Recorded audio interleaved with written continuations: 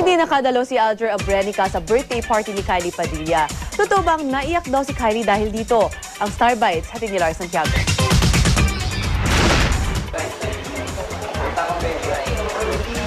Sa pagbabalik ni Kylie Padilla sa Twin Hearts ay mainit pa rin ang pakikitungo sa kanya ng lahat ng kasama niyang twin star sa show.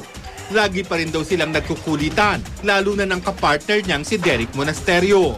Samantala, nag-birthday si Kylie noong nakaraang buwan at binigyan siya ng surprise birthday party ng kanyang pamilya. So sweet because my dad was there.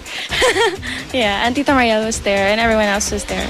And ang ganda ng setup, daming lantern, parang Japanese garden. Pero gaano ba katotoo ang balitang nag-iiyak si Kylie dahil hindi nakarating sa party ang nalilink sa kanyang si Aljur Abrenica? There was no tear shed on that party. No, hindi ako umiyak. Because I knew na, he already told me. He was working. And he just came back from somewhere. Kung pag-iyak daw ang pag-uusapan, aaminin niyang umiyak siya sa set ng bago niyang pinagbibidahan na soap opera para sa afternoon prime ng GMA, ang The Good Daughter. Doon ako umiyak kasi doon talaga ako nagulat. It was such a surprise for me.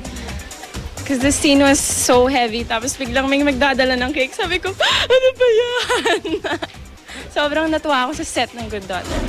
Tila naman makahulugan ang pananalita ni Kylie nang tanungin siya kung ano ang dapat gawin ni Aljur para makabawi sa hindi niya pagpunta sa birthday party ng dalaga. He doesn't need to make up. Basta sabihin niya lang sa akin, joke lang. Ganun lang, sinabihan lang niya ako, okay na yan sa akin, hindi na kailangan mag-makeup.